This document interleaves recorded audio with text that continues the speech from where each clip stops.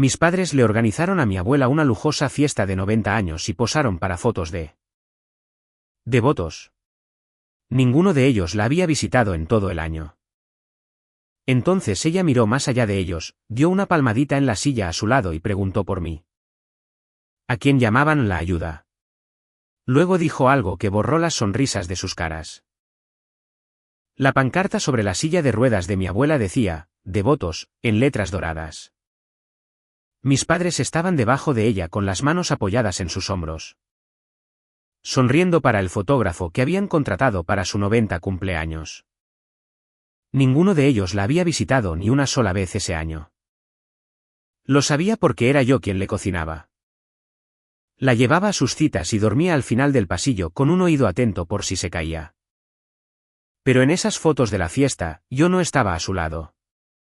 Estaba al fondo, sosteniendo una bandeja. Así me presentaban, la ayuda. Mi nombre es Hannah Kalewa. Tengo 35 años y había dejado de corregir a la gente que solo me veía cuando necesitaba que le llevaran algo. Entonces, la abuela miró más allá de la sonrisa perfecta de mi padre, más allá de las perlas de mi madre, y dio una palmadita en la vieja silla a su lado. Esa que nadie tocaba después de que el abuelo muriera. Hannah, dijo suavemente, siéntate aquí. Y lo que dijo a continuación hizo que la sonrisa de mi padre desapareciera antes de que el fotógrafo pudiera tomar otra foto. Voy a contarles lo que dijo. Voy a contárselo todo.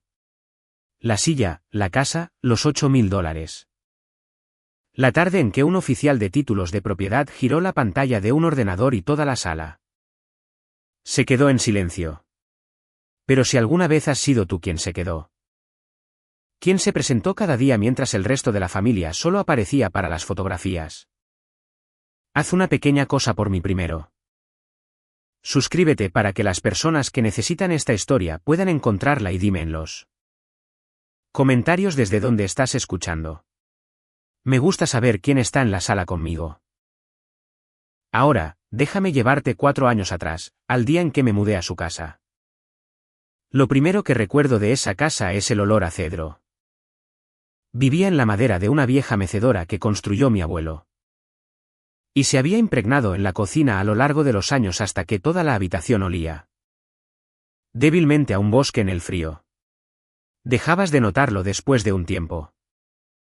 Y luego, más tarde, cuando todo lo demás había desaparecido, era lo que quedaba. Lo que podía devolverme a esa cocina con una sola respiración. Cada mañana, hacía café en esa cocina. 2 tazas, una para mí, una para la abuela, con el chorrito de crema que ella fingía no querer. Le preparaba sus pastillas en el platito azul. Las contaba con el dedo y llevaba ambas tazas a la mesa junto a la ventana. Ella tenía 90 años esa primavera, pero la mayoría de los días todavía se despertaba antes que yo. Siéntate un minuto, decía, dando palmaditas en la mesa. El café puede esperar. Así que me sentaba. La taza estaba caliente en mis manos, y la luz de la mañana entraba baja y amarilla. Y ella miraba la mecedora en la esquina. De la misma manera que algunas personas miran una fotografía de alguien que extrañan. Para entonces, teníamos un ritmo, las dos. Me decía cuáles de sus historias ya había escuchado, y luego las contaba de nuevo. De todos modos, le leía los obituarios porque le gustaba saber quién se había ido. Y el tiempo porque le gustaba discutir con él. Cuando sus manos estaban mal, le abrochaba el suéter. Cuando estaban bien, apartaba las mías y lo hacía ella misma. Lenta y orgullosa. Y aprendí a dejarla. 4 años te enseñan cuándo ayudar y cuándo dar un paso atrás y dejar que una persona consérvelo que es suyo. Esta vieja silla todavía te conoce, dijo una vez.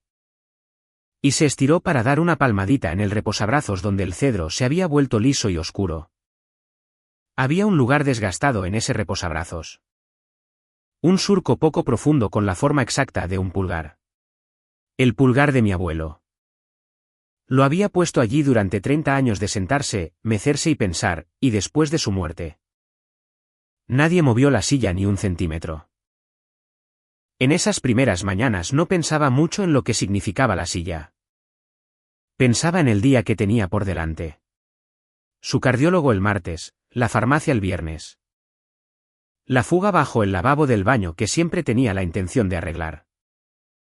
Pensaba en cosas pequeñas porque las cosas pequeñas eran a lo que había renunciado el resto de mí. Vida para hacer. En la puerta del refrigerador, sujeta por un imán con forma de girasol, había una pequeña tarjeta de cita. La había mirado 100 veces sin leerla. Un nombre, una fecha, una dirección en el centro. Mucho más tarde aprendería exactamente para qué era esa tarjeta. Las manos de Walt todavía estaban en esa madera. Deberías entender cómo me veía mi familia porque eso explica todo lo que vino después. Mi madre, Diane, llamaba a casa 2 veces por semana, y las llamadas siempre eran sobre logística. Asegúrate de que el lugar esté presentable, cariño. Puede que pasemos por allí. Nunca pasaban. Pero esa primavera, las llamadas aumentaron porque iba a haber fotografías. Una prima que no había visto desde un funeral vino a dejar una tarjeta y me encontró en la cocina, con un paño de cocina sobre el hombro. Oh, dijo, mirándome a mí y luego a la abuela. ¿Eres la asistente que contrataron? No la corregí. Había dejado de corregir a la gente. Mi madre respondió por mí de todos modos, entrando por la puerta con las llaves todavía en la mano. Es la ayuda, básicamente, ¿verdad, cariño? Lo dijo como si fuera algo amable. Esa era la peor parte. Creía que era amable. Esto es lo que pasa con la palabra ayuda. 4 años antes de eso. Yo tenía un trabajo en una oficina a 1 hora de aquí y un apartamento con mi nombre en el contrato de alquiler y un futuro que corría en línea recta. Luego, la mano de la abuela comenzó a temblar demasiado para sostener un tenedor. Y se cayó una vez al intentar alcanzar una taza, y alguien tenía que venir. Hubo una llamada familiar al respecto. Mi padre tenía trabajo. Mi madre tenía a los nietos del lado de Trevor. Mi hermano tenía un cierre de negocios. Yo tenía un futuro que corría en línea recta. Y lo abandoné. Y fui la única que levantó la mano. Mi último sueldo, la indemnización del trabajo que dejé, fue un poco menos de $8,000. La abuela seguía intentando devolvérmelo, y más cada semana. Doblando billetes en mi palma como si fuera una adolescente haciendo recados. Yo no lo aceptaba. Discutimos sobre ello durante un mes. Finalmente, para terminar, puse todo el sobre en sus manos. Solo guárdamelo, abuela, le dije. Ella miró el sobre y luego a mí, y algo en su rostro se tranquilizó. Entonces lo guardaré para ti, dijo. Me habían llamado cosas peores que la ayuda. La mecedora solo surgió una vez en toda esa temporada, y no fue de manera amable. Mi padre, Glenn, hizo una de sus raras apariciones. 20 minutos, con el abrigo todavía puesto. Y se quedó en el umbral de la cocina, mirando la silla como si fuera una mancha en el suelo. Eventualmente tiraremos esa cosa vieja, dijo. De todos modos, se está cayendo a pedazos. No se estaba cayendo a pedazos. Mi abuelo, Walt, la había construido el invierno antes de enfermarse. De cedro que secó en el garaje. Lijó esa silla durante 2 inviernos enteros. Había construido cosas toda su vida, vallas, un columpio de porche. Una cuna para mí que mi madre regaló. Pero la silla fue lo último y carraspea, lo mejor. Y se mecía en ella cada noche con la radio baja hasta que el cáncer le quitó la fuerza de los brazos. Fue el único mueble que terminó.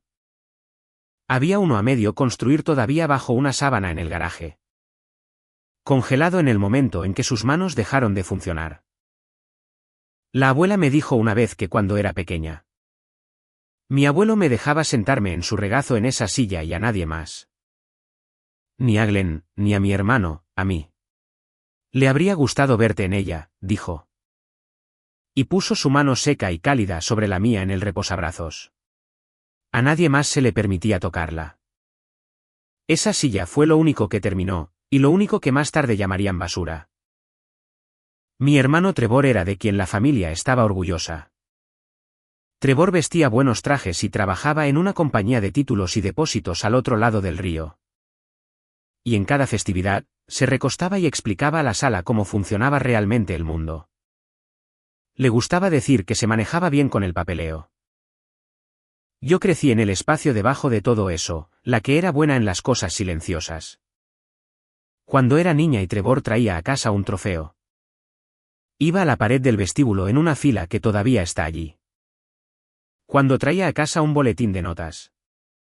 Iba al refrigerador hasta que se deslizaba detrás de la leche. Recuerdo tener 9 años y pasar una semana construyendo un puente a escala para la escuela. Pegándolo en esta misma mesa de la cocina. Y mi padre pasar junto a él de camino a la puerta y decir, Trevor habría usado un kit. Pequeñas cosas como esa. 1000 de ellas apiladas a lo largo de 35 años hasta que dejas de esperar que la puerta se dé la vuelta. Y entonces, un día eres una mujer adulta en la cocina de tu abuela siendo llamada la ayuda por tu propia madre. Y ni siquiera duele como debería. Simplemente confirma algo que archivaste hace mucho tiempo. Esa primavera. Trevor me dio una palmadita en el hombro en la cocina y miró a la abuela dormida en su silla. Eres buena con la abuela, dijo. Alguien tiene que serlo. Lo dijo como un cumplido. Les digo esto para que entiendan. Ninguno de ellos se retorcía el bigote. Simplemente no podían verme como algo más que un par de manos. Y no podían ver a la abuela como algo más que un problema que eventualmente se resolvería a su favor. Trevor siempre supo qué papeles importaban. Esa tarde. Loretta de la casa de al lado vino con un plato cubierto de papel de aluminio y me encontró en él. Fregadero. ¿Ha pasado tu padre por aquí?, preguntó. ¿Para nada? No respondí lo suficientemente rápido y ella leyó el resto en mi cara. Loretta había vivido en la casa de al lado durante casi 40 años. Venía al menos una vez a la semana con sopa o sin nada, solo para sentarse. Esa tarde, puso el plato en el mostrador, se acomodó en la silla de la cocina frente a la abuela. Y las dos retomaron una conversación que claramente había estado en marcha desde la administración. Carter. Vi a mi abuela reírse de algo que solo ellas dos entendían. Y pensé en el calendario en la pared de la cocina de Loretta, de los de papel. Donde escribía todo con bolígrafo. Marco su cumpleaños en mi calendario con bolígrafo, me dijo Loretta al salir. Como si fuera un pequeño hecho privado que quería que yo tuviera. Luego, más bajo. 11 meses que tu gente se ha mantenido alejada. Los cuento. Alguien debería. Familias. ¿Quién aparece? Habían pasado 11 meses desde que cualquiera de ellos, Glenn, Diane, Trevor, había cruzado esa puerta por cualquier motivo que no fuera una foto festiva. Entonces mi teléfono vibró. Un mensaje de texto de mi padre. Pasaré la próxima semana. Necesito hablar de algunas cosas. Después de 11 meses, algunas cosas. Vino un jueves con una carpeta. Puso la carpeta en el mostrador de la cocina. Manila, gruesa, una esquina de papel sobresaliendo. Y luego salió al porche trasero para tomar una llamada. Deslizando la puerta de cristal casi hasta cerrarla. Yo estaba en la estufa. Seguí revolviendo. Su voz llegaba a través del hueco en pedazos. Pensó que no podía oírlo por el ventilador. Se equivocaba en eso. No, ella estará bien allí. Es un buen centro. La cuchara seguía moviéndose en mi mano. Sopa. Le estaba haciendo sopa, la que le gustaba, con las pequeñas estrellas de pasta. Y podía olerla y oír la voz de mi padre al mismo tiempo, y las dos cosas no encajaban en mi cabeza. Una vez que mamá esté instalada, cerramos. Dejé de revolver. La cocina siguió funcionando a mi alrededor. El ventilador, la sopa burbujeando, un pájaro en algún lugar afuera. Pero todo se volvió extrañamente lejano, como si lo estuviera escuchando a través del agua. Lo dijo de la misma manera que dirías una palabra sobre una factura. Una vez que mamá esté instalada, cerramos. Mi abuela estaba dormida a 12 pies de donde mi padre estaba en el porche, decidiendo la fecha en que se desharía de ella. Y yo estaba allí con el vapor subiendo a mi cara y no me di la vuelta y no dije nada. Cuando volvió a entrar, recogió la carpeta. La esquina del papel se deslizó mientras la levantaba, y por medio segundo vi la línea superior de la página de abajo, 2 palabras en negrita. Contrato de compraventa y un encabezado en la parte superior, un nombre que aún no conocía. A Rory. Instalada, como una factura. No había vuelto por su madre. Había vuelto por la casa. Esa noche, le conté a la abuela lo que había oído. Me senté en el borde de su cama con las manos juntas entre las rodillas. Y le conté sobre la llamada, y las palabras que instalada y las 2 palabras en la página. Esperaba que tuviera miedo. Yo tenía miedo por las 2. Ella no lo estaba. Se estiró y encendió la lámpara, y bajo la luz suave, me miró con una firmeza que me erizó la nuca. Me encargué de algunas cosas el otoño pasado, dijo. ¿Qué cosas? Me dio una palmadita en la mano. Mañana conocerás a Gail. Abuela, ¿quién es Gail? Estoy vieja, Hannah. Una pequeña sonrisa seca. No estoy dormida. Y recordé la tarjeta de cita en el refrigerador, la que había mirado 100 veces. El nombre, la dirección del centro, lo que nunca había leído. También hay una carta, añadió, acomodándose contra las almohadas. Pero todavía no. ¿Quién era Gail? Gail Puig trabajaba en un edificio bajo de ladrillos en el centro. En una oficina que olía a café y papel. Y me habló como si yo fuera una joven inteligente de 18 años que merecía la verdad en palabras sencillas. Puso una carpeta en el escritorio entre nosotras. La carpeta de la abuela, no la de Glenn. Y la abrió lentamente. Tu abuela vino a nosotros el otoño pasado, dijo Gail. Contrató a este bufete ella misma.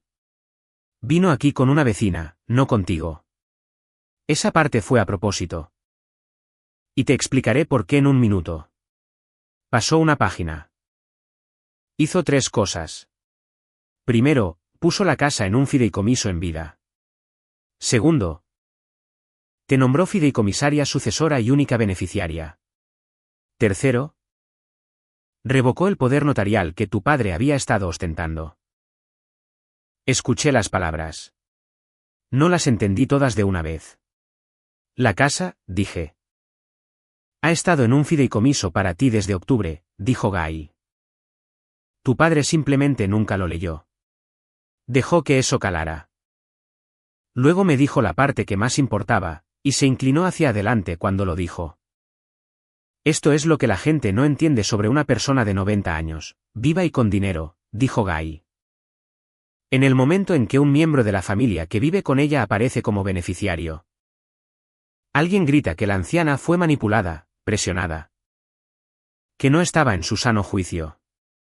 Así que tu abuela hizo esto de la única manera que nadie puede deshacer. Usó a su propio abogado, no al mío a través de ti. El suyo. Y se reunió con él a solas. Hay una carta de un médico de la misma semana que dice que su mente estaba lúcida. Hay un testigo independiente que la vio firmar y tú no estabas en la habitación. Para nada de eso, a propósito. El testigo, dije. Tu vecina, Loretta. Gail casi sonrió. Estuvo aquí el día que vino el señor Doyle, firmó su nombre 2 veces. Pensé en Loretta y su calendario, los cumpleaños marcados con bolígrafo. La sopa llevada semana tras semana. Mientras mi propia familia estaba ocupada olvidando que mi abuela estaba viva. La mujer de al lado había sido testigo en el sentido legal y en todos los demás. La verdad ya estaba archivada. Entonces la cara de Gail cambió y dejó su bolígrafo. Ahora, dijo, Cuéntame sobre ese contrato de compraventa que mencionaste. Le conté lo que había visto. 2 palabras y un encabezado. Gail hizo una llamada, luego otra, y 40 minutos después. Había reunido suficiente para trazar el contorno. Me lo expuso con las manos planas sobre el escritorio, un hecho a la vez. Como si estuviera colocando piedras en una fila. Mi padre no había estado hablando de un plan. Mi padre había firmado un contrato. Había firmado un acuerdo vinculante para vender la casa de mi abuela a un desarrollador llamado Arrouri con una fecha de cierre fijada para el 6 de mayo. Había prometido por escrito entregar un título de propiedad limpio y una casa vacía para esa fecha. Y para hacerlo, había firmado usando el poder notarial, el que la abuela había anulado en el otoño. También, aprendería yo, había pedido un préstamo contra la venta antes de que sucediera. Un préstamo puente personal de $90.000. Dinero ya gastado para apuntalar una correduría que se estaba ahogando silenciosamente. Firmó bajo un poder notarial que tu abuela ya había anulado, dijo Guy. Para vender una casa que no es suya. ¿Puede hacer eso? ¿Lo hizo? Ese es el problema que está a punto de tener. Tocó una línea cerca del final de la página 2 veces con un dedo. Título limpio entregado al cierre. No dijo nada más sobre esa línea. Simplemente la tocó, me miró y dejó que el silencio terminara la frase. Me senté en esa oficina de ladrillos e intenté sentir algo limpio. Vindicación, tal vez alivio. Y lo que sentí en cambio fue una extraña y fría tristeza. Porque no había ninguna versión de esto en la que mi padre fuera malinterpretado. No había entrado en pánico y tomado una mala decisión en un momento difícil. Se había sentado meses atrás y decidido que el camino más simple a través de su propia deuda pasaba directamente por encima de su madre y había puesto su nombre en ello con tinta. Había apostado la casa en un papel que ya estaba muerto. Mi abuela había construido una puerta. Mi padre acababa de encerrarse fuera de ella y firmado un contrato jurando que tenía la llave. El precio de venta estaba en el listado, $465.000. Me senté en mi coche fuera de la oficina de Gail y miré el número en mi teléfono y sentí que el frío se extendía desde mi estómago. $465.000 por la casa con la silla de cedro y el surco desgastado por el pulgar de un hombre muerto. Mi padre ya había gastado dinero que no tenía contra ello. Cuanto más investigaba, peor se ponía a su lado de la historia. La correduría bajo el agua, el préstamo vencido, un hombre quedándose sin camino. Llamé a Gail de nuevo con una pregunta. ¿Por qué tenía tanta prisa? Porque necesita la casa vacía para la primavera o está arruinado, dijo simplemente. Y tu abuela es lo único que se interpone en esa casa. Faltaban 8 semanas para la primavera. Unos días después, pasé junto al coche de mi padre en la entrada con el maletero abierto. Y encima de una bolsa de gimnasio, había un folleto brillante. Un lugar llamado Brookhaven. Desconocidos sonrientes de pelo canoso en un césped. Ya habían elegido el lugar donde la iban a poner. Mi madre lo mencionó suavemente mientras tomábamos el té que preparó en la cocina de mi abuela. Como si perteneciera allí. Hemos estado mirando Brookhaven, dijo Diane, envolviendo ambas manos alrededor de su taza. Es encantador, cariño. Tienen actividades, un jardín.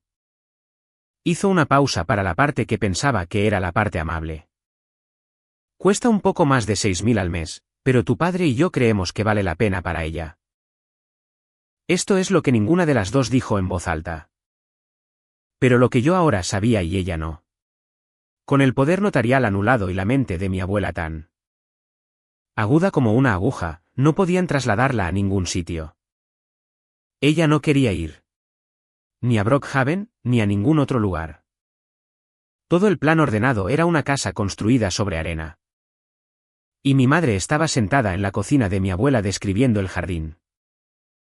Mantuve mi rostro impasible. Mantuve la sonrisa en las comisuras de mi boca, donde pertenecía. Pensé en mi abuela en la habitación de al lado. quien esa misma mañana había recitado un poema entero que había memorizado de niña. Solo para demostrarle a Loretta que todavía podía. Y pensé en la palabra actividades y en los extraños sonrientes del folleto en el maletero del coche. Y honestamente, continuó Diane, estirándose para darme una palmadita en la muñeca. Has sacrificado tanto, cariño. Déjanos encargarnos de ahora en adelante. Una parte de mí. La parte que todavía era una niña escondiendo un boletín de notas detrás de la leche. Quería que mi madre lo dijera en serio. No lo decía en serio. Dijo nosotros como si alguna vez hubiera estado aquí. Glenn quiere hablar de números contigo, añadió, recogiendo su bolso. ¿Tu parte? Mi parte de una casa que no era suya para vender. Dijo nosotros como si alguna vez hubiera estado aquí. Mi padre deslizó un cheque sobre la mesa de la cocina 2 días después. Eran $8,000. Había venido solo, de buen humor.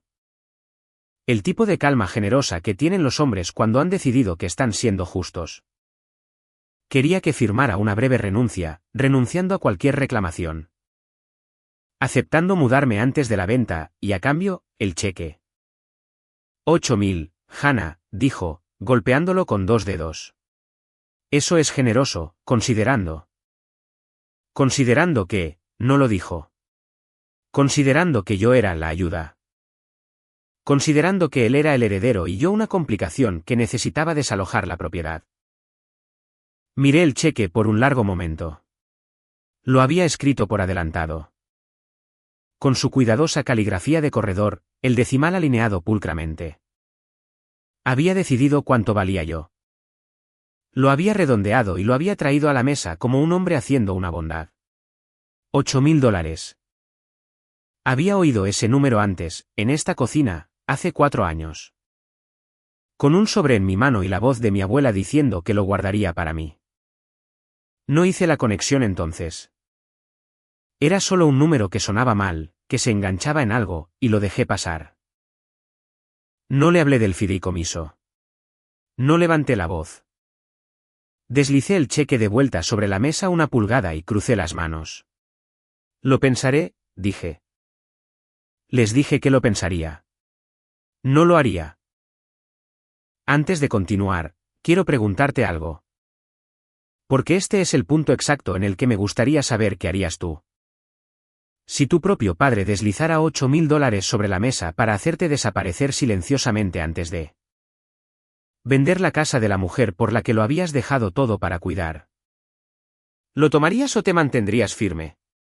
Dímelo en los comentarios. Los leo. Ahora, volvamos a ello. Pensaron que $8,000 compraban mi silencio. Mi abuela ya había comprado mi futuro con los mismos $8,000, aunque yo aún no lo sabía. Después de eso, mi padre comenzó a venir con carpetas. No una carpeta, una rotación de ellas, metidas bajo el brazo, dejadas en los mostradores. Abiertas y cerradas. Simplemente pasaba a ver a mamá y luego pasaba 40 minutos en el porche trasero con su teléfono. Mi hermano Trevor también vino, y tenía un hábito que noté y archivé. Le gustaba ordenar las cosas. Enderezaba la pila de correo en la mesa del vestíbulo. Hojeaba la carpeta que su padre dejaba. Solo manteniendo el papeleo en orden, hermana, dijo una vez. Sorprendiéndome mientras lo observaba. Yo sabía lo que ellos no sabían. Lo sabía. Es algo extraño de llevar contigo. Rellenaba el agua de mi abuela y le sonreía a mi padre. Y por dentro sostenía un hecho tan pesado que debería haberse notado en mi cara. Hubo noches en que me quedé despierta, medio convencida de que lo diría en sueños. Hubo mañanas en que ensayé no decirlo. La parte más difícil no era el silencio. La parte más difícil era verlos ser crueles con ella, suavemente, con folletos, té y brindis. Y saber que ella ya lo había visto venir. Ya había construido el muro, ya había decidido en quién confiaba. Yo solo tenía que mantenerme quieta dentro de su plan y dejar que funcionara. A Trevor le gustaba tener su papeleo en orden. Gail llamó para saber cómo estaba y dijo una cosa que se me quedó grabada. Lo que sea que firmen ahora no cambia nada, dijo, pero vigila lo que archivan. Hubo una cena en casa de mis padres, la última antes de la fiesta. Y fue donde intentaron cerrar el trato conmigo. Nos sentamos bajo la fila de trofeos de Trevor. Diane sirvió estofado, y entre la ensalada y el plato principal.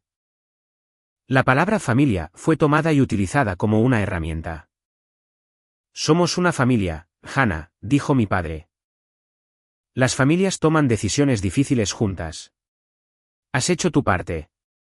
Nadie dice que no lo hiciste. Lo dijo como un hombre cerrando un trato. Cálido, razonable, ya más allá del punto de desacuerdo. Claramente lo había pensado bien.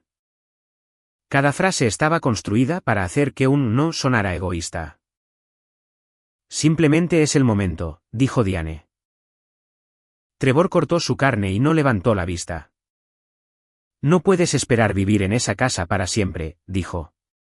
Nunca iba a ser tuya. El tenedor pesaba en mi mano. Me dolía la mandíbula de mantener mi rostro impasible. Soy familia, quise decir. Dije una versión de ello en voz baja en el silencio. Soy familia, dije. Simplemente lo facturan de manera diferente. Por un segundo, nadie habló. Luego mi padre se apartó de la mesa para buscar más vino. Y mientras se levantaba, dijo lo que convirtió la fiesta en lo que se convirtió. Lo arreglaremos en el cumpleaños, dijo delante de todos. ¿Limpio? Querían un sí. Les di un asentimiento. Conduje a casa esa noche y llamé a Gail. Y tomamos una decisión que no fue una decisión en absoluto porque las matemáticas ya se habían hecho. Por nosotras en una oficina de ladrillos en el centro. No haríamos nada, no nada como suena. Las protecciones ya estaban vertidas y fraguadas. El poder notarial estaba anulado. Mi abuela estaba lúcida, lo que significaba que nadie podía obligarla a salir de su propia casa. La casa era suya dentro de un fideicomiso que se dirigía a mí. Cada cosa ruidosa que mi padre pudiera hacer era un hombre empujando una puerta cerrada desde él. Lado equivocado. No luchamos contra ello, dijo Gail. Dejamos que el calendario lo haga. La ley ya está de su lado. Así que marqué el calendario en mi propia cocina. La fiesta a finales de marzo y el cierre, la fecha límite de mi padre. El día en que toda su apuesta vencía, rodeado con un círculo en mayo. El 6. 2 fechas, con semanas de diferencia, compitiendo entre sí. Y solo una de ellas tenía la verdad de su lado. Esa semana, mi padre llamó a Rory tantas veces que perdí la cuenta. Lo veía en el porche, con el teléfono en la oreja. Golpeando la pantalla entre llamadas como si le debiera algo. Todos contaban los días hasta el 6. Solo yo sabía lo que ese día realmente contenía. Una semana antes de la fiesta, mi abuela me pidió que me sentara en la mecedora. Era tarde. El olor a cedro era espeso en la luz cálida y me había hecho mover su silla de ruedas cerca de ella. En su regazo había un sobresellado. Quiero que asumas algo, dijo. Gail lo llama ser la fideicomisaria sucesora. Es una forma elegante de decir que cuando yo me vaya. Tú eres la que decide qué pasa con esta casa. Quiero que seas tú. No respondí de inmediato. Debería haber dicho que sí. Pero la niña en mí, la que había pasado 35 años esperando que una familia se diera la vuelta, dijo algo más pequeño. Sigo pensando que cambiarán de opinión, dije. Si tan solo. Si hago lo suficiente, si no causo problemas, tal vez. No lo harán, cariño. Lo dijo sin crueldad, lo que fue peor. Amo a mi hijo. Lo llevé en mi vientre. Y lo he visto durante 60 años. Elegir lo fácil por encima de lo correcto. Y no voy a fingir en mí. Salida que nunca lo vi. Dejó que eso calara. De ti nunca tuve que dudar. Simplemente viniste. Luego me tendió el sobre. En el frente, con su cuidada caligrafía, decía, para Hannah. ¿Lo que guardé? No lo abras hasta que tengas que hacerlo, dijo. Sabrás cuándo. Tomé el sobre. El papel era áspero bajo mi pulgar. Te quedaste, dijo mi abuela. Esa es toda la prueba que necesité. Me eligió con tinta, no en una fiesta. A la mañana siguiente, sola en la casa. Me senté en la silla de mi abuelo por primera vez en mi vida. No sé por qué fue esa mañana. La abuela dormía al final del pasillo. Los papeles de aceptación que Gail había dejado estaban en la mesa de la cocina con un bolígrafo. Y la silla estaba justo ahí. El cedro se había vuelto liso y oscuro, el surco desgastado por un pulgar que ya no estaba allí. Me senté en ella lentamente, como si la madera pudiera oponerse. No lo hizo. Me sostuvo como lo había sostenido a él. Y lo que había estado llevando dentro desde el día en la estufa salió todo de una vez. Y me permití llorar. Una vez, con la mano apoyada en el reposabrazos sobre el lugar desgastado. Encajando mi propio pulgar en el surco que no era mío y ya tampoco era suyo. Luego me sequé la cara, fui a la mesa y firmé. Está bien, Walt, le dije a la cocina vacía. Está bien, abuela. El sobresellado estaba junto a los papeles, todavía cerrado. ¿Para Hannah? ¿Lo que guardé? Lo firmé en su silla y me permití llorar una vez. Parte de lo que sucedió ese mes solo lo supe más tarde, por Gail. Sentada en la misma oficina de ladrillos después de que todo terminara. Mientras yo firmaba papeles en la silla de mi abuelo. Mi padre estaba al teléfono rogando a Rory una prórroga y no obteniendo ninguna. Los abogados del desarrollador estaban apretando, no aflojando. Y cuando mi padre fue a buscar los documentos del patrimonio de mi abuela, el fideicomiso. Los términos, lo que le habría dicho todo, se topó con un muro. El bufete no se los entregaría porque el cliente no era él. Estaba tan seguro de que él era el heredero que nunca se le ocurrió preguntar quién lo era en realidad. Y mi hermano Trevor, ese hombre tranquilo y ordenado, había empezado a tener una idea. El tipo de idea que un hombre tiene cuando la ruina de su padre es también la suya. Cuando ha confirmado cosas que no debería. Cuando trabaja en un lugar con un sello de notario y la sensación de que el papeleo es solo una historia que cuentas de manera lo suficientemente convincente. Aún no lo había puesto por escrito. Lo haría. Ya se estaba ahogando. Simplemente sonreía en las fiestas. Yo me comprometí en privado. Ellos estaban a punto de actuar en público. La fiesta tenía una fuente de chocolate. Quiero que la imagines como la vieron los invitados, una carpa alquilada en el patio trasero. Manteles blancos, 30 personas que no habían llamado a mi abuela en años sosteniendo platos pequeños. La pancarta sobre su silla de ruedas, devotos en oro. Pedida en línea y colgada esa mañana por un hombre en una escalera. Y un fotógrafo que mis padres habían pagado moviendo a la gente a su posición. Diciéndoles a todos que se acercaran. Yo llevaba una bandeja de ponche. Me había levantado a las 5:00 para preparar la casa para gente que nunca había puesto un pie en ella. Le había peinado como a ella le gustaba. Le había planchado la blusa que eligió. Y luego llegaron los parientes y el fotógrafo y me convertí en un mueble. Un mueble útil, del tipo al que le pides que traiga cosas. Una mujer que medio reconocí me agarró del codo. Oh, eres la ayuda, ¿verdad, querida? ¿Podrías traer más servilletas?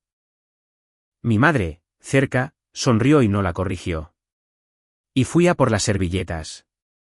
Y en algún momento. Un flash de cámara me capturó en el fondo de una foto subtitulada más tarde con la palabra. ¿Familia? Loretta estaba allí, con su buen cardigan. Miró la pancarta y luego al fotógrafo. Arreglando las manos de mis padres en los hombros de mi abuela, y negó con la cabeza levemente. Un gesto solo para mí. Devotos en oro. 11 meses demasiado tarde. Entonces mi padre se levantó y golpeó una copa. Quería hacer un brindis. Dijo que quería arreglar algo delante de todos, con amor. Tenía la atención de la sala. Tenía la sonrisa de las fotografías. Mamá tiene 90, dijo, cálido, expansivo. Y cuidar de alguien de su edad es mucho. Así que Diane y yo le hemos encontrado un lugar donde estará debidamente cuidada. Un lugar maravilloso. ¿Es el momento? Hubo un suave murmullo de aprobación. Alguien dijo qué suerte tenía. El fotógrafo levantó su cámara. Mi padre levantó su copa hacia mi abuela como si ella ya se hubiera ido de la habitación. Brindó por ella como si ya se hubiera marchado. Y mi abuela, en su silla de ruedas, dejó su propia copa sobre la mesa con un pequeño y deliberado clic. Miró más allá de la sonrisa perfecta de mi padre, más allá de las perlas de mi madre. Se estiró y dio una palmadita en el asiento de la mecedora a su lado.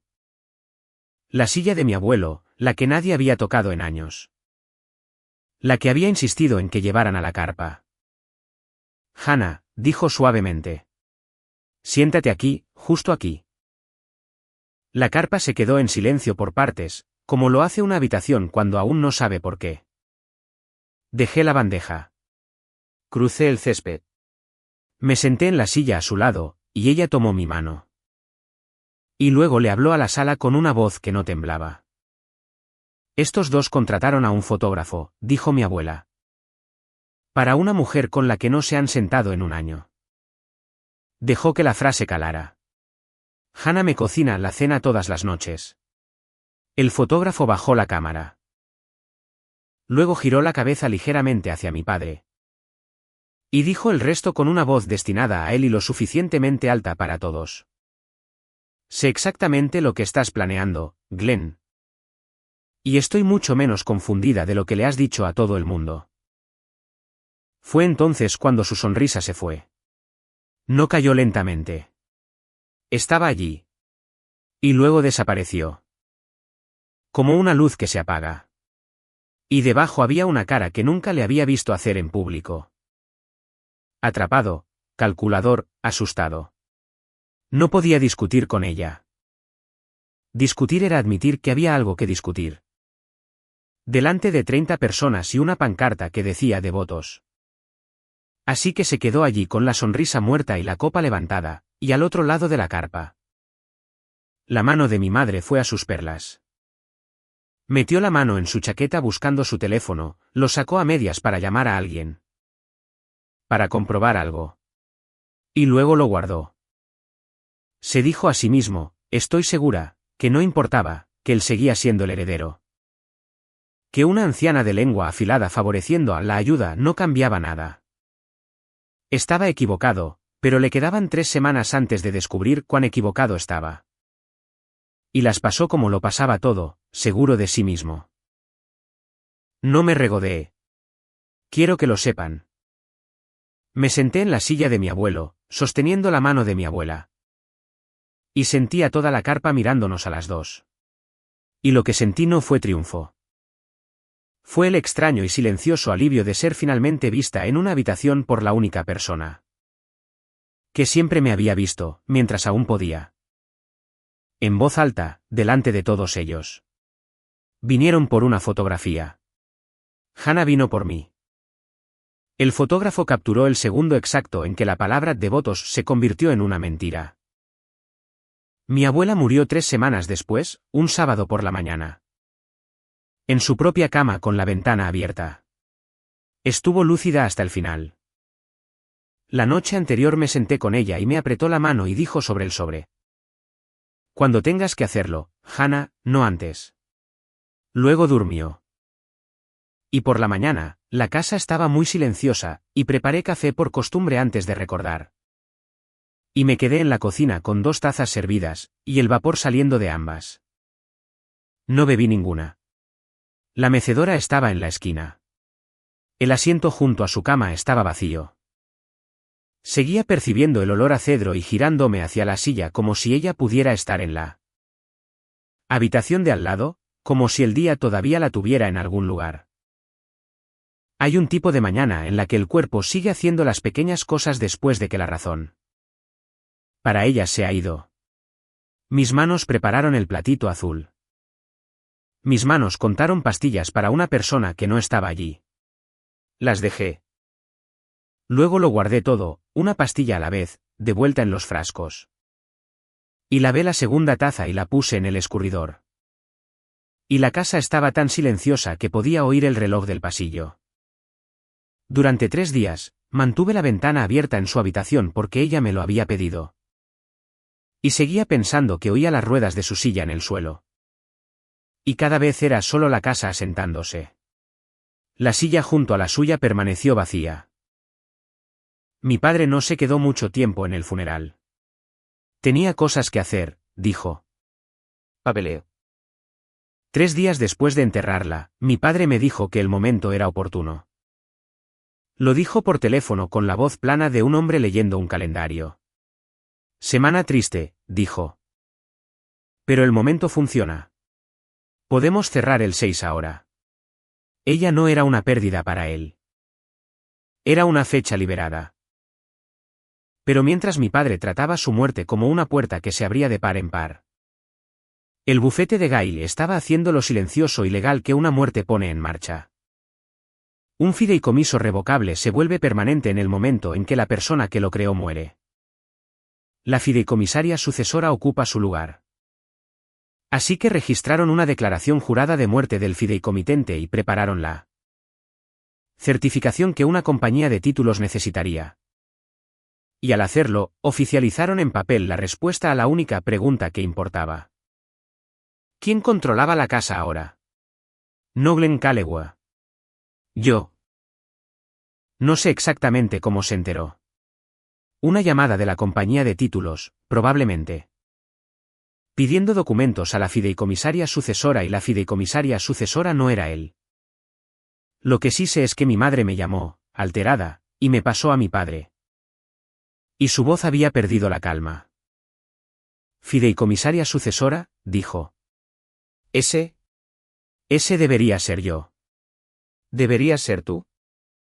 Había estado diciendo versiones de eso toda su vida. Unos días después.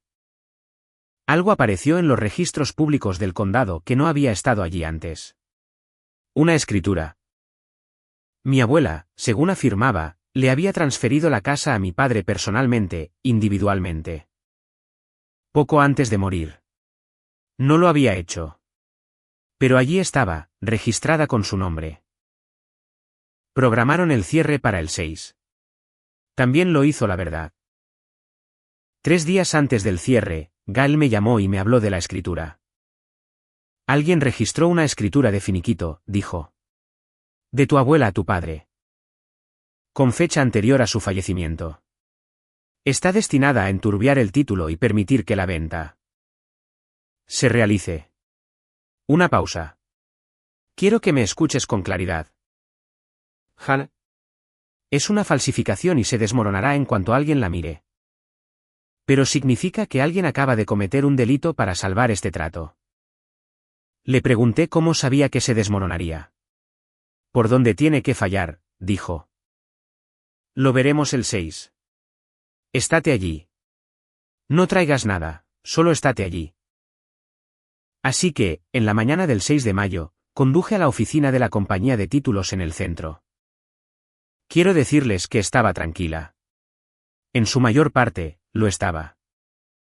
Mis manos estaban firmes en el volante, pero había enterrado a mi abuela menos de un mes antes. Y conducía a la sala donde mi padre pretendía vender la casa en la que ella murió. Y había una escritura falsificada con su nombre, en un archivo público. Agarré el volante un poco más fuerte en los semáforos. Entré al cierre de la venta de la casa de mi abuela y me senté en una larga mesa con mi padre al otro lado. Mi padre ya estaba allí, con un buen traje y esa calma confiada de vuelta en su rostro. Mi madre estaba sentada a su lado, en silencio, con las manos en el regazo. Al otro lado de la mesa había 2 personas de Arrow Ridge y su abogado. Y a la cabeza estaba la oficial de títulos con un ordenador vuelto hacia ella. Gail se sentó a mi lado. No buscó ni un solo archivo. Cruzó las manos como yo había cruzado las mías sobre los $8.000 y esperó. Vamos a firmar esto, dijo mi padre, sonriendo a la oficial de títulos. La casa está libre y sin cargas. La oficial de títulos no le devolvió la sonrisa. Se desplazó por la pantalla, luego se detuvo y volvió a subir lentamente, leyendo algo 2 veces. Giró la pantalla para que la mesa pudiera verla.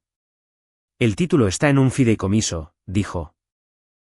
La fideicomisaria sucesora es la señorita Calewa. Me miró. Y está sentada aquí mismo. La sonrisa de mi padre se mantuvo a la fuerza. Eso es un error, dijo. El abogado de Rowley se inclinó hacia adelante y leyó la pantalla por sí mismo. Cuando se recostó, su voz se había vuelto fría y plana. La voz de un hombre calculando su propia exposición. Nos vendió una autoridad que nunca tuvo, señor Calewa, dijo. Su cliente acababa de convertirse en su demandante. La mano de mi padre cayó sobre la mesa. No un golpe, una presión, los dedos extendidos, estabilizándose.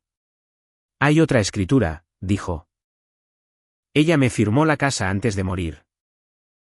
Trevor, que también había venido, que había estado de pie junto a la pared todo el tiempo.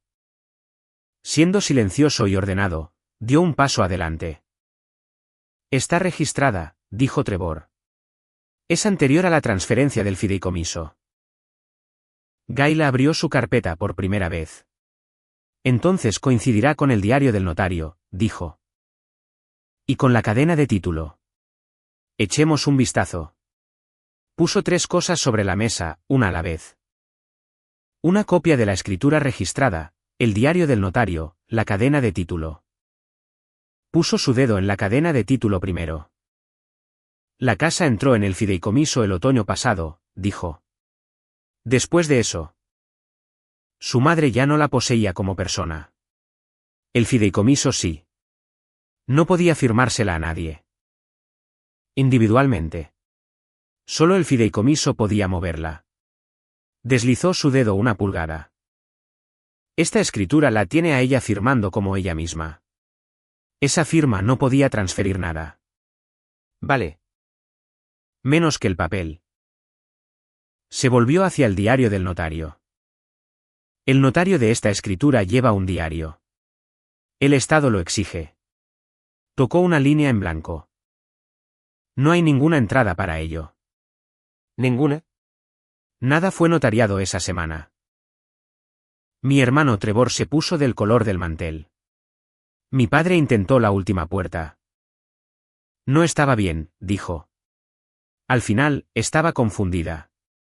¿Alguien la convenció? No. Gail no levantó la voz. Deslizó una hoja más sobre la mesa. Su propio abogado se reunió con ella a solas el otoño pasado. Hay un certificado que lo dice. ¿Hay? Una carta de un médico de la misma semana. Y hay un testigo que la vio firmar en su sano juicio que... Lo dirá bajo juramento. Dejó que la frase calara. Su nombre es Loretta. Vive al lado. Firmó 2 veces. No podía ceder lo que el fideicomiso ya poseía. La sala se quedó en silencio. Ya no era mi padre al otro lado de la mesa. Quiero ser honesta sobre eso porque fue el momento en que cambió para mí. El hombre que presionaba su mano plana sobre la mesa para evitar que temblara era Glenn Calewa. Un corredor que había firmado su nombre en un poder notarial que sabía que estaba anulado y luego lo firmó a un comprador y luego, cuando eso falló, presentó una falsificación en una oficina pública. La palabra padre no le encajaba en esa habitación. Dejé de usarla, incluso en mi propia cabeza. Glenn Calewa miró los 3 papeles frente a él. Luego perdió la calma. Se levantó tan rápido que la silla raspó el suelo. Dijo que era una trampa. Dijo que la anciana había sido puesta en su contra. Me señaló a mí y luego a Gail y su voz subió y se quebró. Mi madre le puso la mano en la manga y él se la quitó de un manotazo. El abogado de Rowley ya estaba hablando en voz baja por su teléfono. La oficial de títulos ya estaba moviendo la escritura falsificada a una carpeta separada. No dije nada. Me senté en mi silla con las manos cruzadas y vi cómo el trato moría y vi cómo una falsificación registrada se convertía en una remisión penal y vi a mi hermano mirar un diario de notario que no contenía su mentira. Todo se desenmarañó a partir de ahí en el lenguaje llano de las consecuencias. La demanda del comprador por fraude. El préstamo puente sin una casa detrás. La licencia de corredor que no sobrevive a firmar tu nombre en una escritura que falsificaste. Mi madre, que había descrito el jardín, sentada muy quieta con las manos en el regazo. Viendo cómo el hombre que había defendido se desmoronaba en una sala llena de extraños y aprendiendo en tiempo real exactamente lo que le había ayudado a alcanzar. Nada de eso necesitó que yo levantara la voz. No dije nada. El papel lo hizo. Mi padre perdió la casa en el tiempo que se tarda en imprimir un informe de título. Si has llegado hasta aquí conmigo, entonces esta última parte es para ti. Y quiero preguntarte una cosa antes de contarla. Desde donde sea que estés escuchando, si alguna vez has sido tú quien se quedó. A quien solo veían cuando necesitaban que le llevaran algo, cuéntamelo en los comentarios. Los leo todos. Y si esta historia te encontró en el momento adecuado, suscríbete.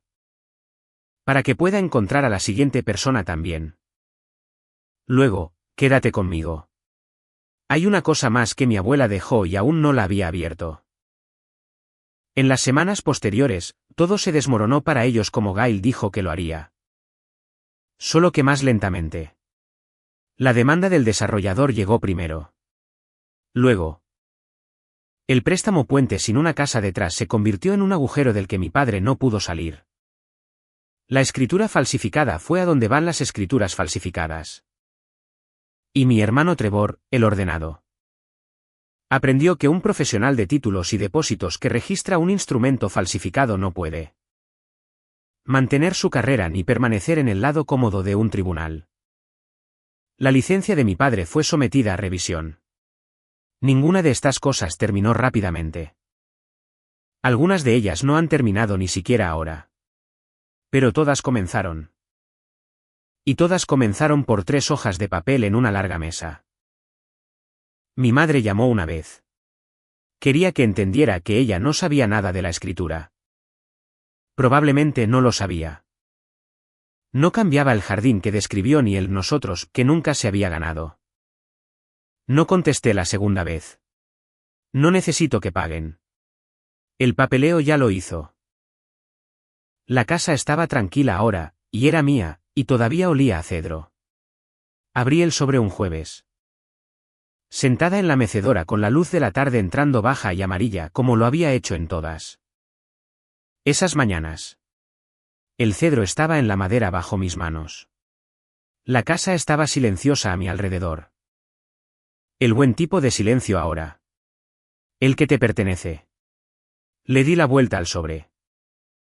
La cuidada caligrafía de mi abuela, para Hannah. ¿Lo que guardé? Rompí el sello. Dentro había una carta. Y voy a leérsela como ella la escribió porque ella tiene la última palabra en esto, no yo. Hannah, si estás leyendo esto, entonces me he ido.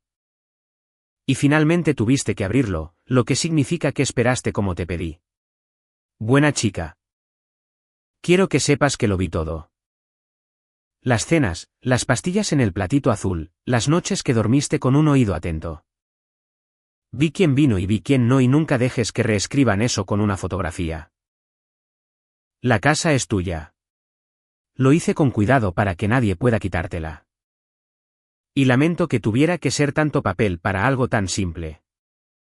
Una casa es solo madera, de todos modos. Tú eras el hogar. Cuida la silla de tu abuelo. Te dirán que es basura. Vale más que la casa. No dejes que la tiren. Llamaron a la puerta mientras leía, y era Loretta con un plato.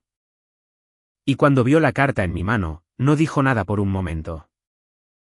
Luego se sentó frente a mí, de la misma manera que se había sentado frente a mi abuela 1000 veces. Sabía exactamente lo que estaba haciendo, dijo Loretta suavemente. Yo misma lo firmé, justo ahí, en esa mesa. Estaba más lúcida ese día que toda tu familia junta. La tía de mi padre también llamó esa semana. Una tía abuela con la que apenas había hablado. Que había estado en la carpa bajo la pancarta dorada. Se había enterado. Quería que supiera que estaba avergonzada de haberles creído alguna vez. Las fotografías, resultó, habían convencido a las personas para las que fueron hechas. Hasta que dejaron de hacerlo. Me había estado protegiendo todo el tiempo. Había una posdata. Casi me la pierdo, doblada en la parte inferior de la página. P de la silla y los 8000. Ambos tuyos, siempre lo fueron. Detrás de la carta había un segundo sobre, suave por el paso del tiempo. Mi propia letra en el frente, de 4 años antes. Dentro, intacto, estaba el dinero. $8000. Los mismos $8000 que había puesto en sus manos en esa cocina y le había dicho que guardara. Los mismos 8000 que mi padre había deslizado sobre la mesa para hacerme desaparecer. Llamándolo generoso, llamándolo mi parte justa. Había sido mi propio dinero todo el tiempo. Me había ofrecido un cheque por la cantidad exacta que mi abuela había estado guardando en silencio. Para mí durante 4 años en un sobre con mi propio nombre, esperando. Pensó que me estaba comprando. Me estaba devolviendo lo mismo que yo le había confiado a ella para que guardara. Lo último de la vida que dejé para venir a sentarme en esa mesa junto a la ventana. Ella lo había guardado porque sabía que algún día intentarían ponerme un precio. Y quería que viera con mi propia mano cuán pequeño era su número junto a lo que ella había estado protegiendo. Tuve que dejar la carta. Leí el resto de pie, junto a la ventana, porque no podía hacerlo sentada en su silla. Me ofrecieron mi propio dinero. Ella lo había mantenido a salvo. Algunas noches ahora, la casa se llena. Loretta viene, un par de vecinos. Hay una niña de la calle de abajo que ha decidido que la cocina es suya. Y ha descubierto la mecedora. La primera vez que se subió, sentí que todo mi cuerpo se quedaba quieto. Esa silla, la que nadie tocaba, la que mi padre quería tirar. Casi le digo que se bajara, pero la voz de mi abuela estaba en mi cabeza. Y el olor a cedro estaba en la habitación. Y entendí finalmente que una silla que guardas para siempre no está siendo honrada. Está siendo enterrada. Mi abuelo la construyó para que se sentaran en ella. Mi abuela la dejó para que la conservaran, no para embalsamarla. Así que la dejé mecerse en ella. Ahora me siento en la silla a su lado. El lugar de mi abuela, el que ella palmeó esa tarde bajo la pancarta dorada. La niña me preguntó el otro día si podía sentarse más cerca. Ven, siéntate conmigo, le dije, y di una palmadita en la silla a mi lado. La casa todavía huele como en las mañanas en que mi abuela estaba en ella. 2 tazas de café sobre la mesa junto a la ventana. Resultó ser lo único que necesitaba conservar. Ellos posaron como devotos por una tarde. Ella había sido devota durante 90 años, y dejó la prueba donde solo los leales pensarían en buscar. Di una palmadita en la silla a mi lado para alguien más.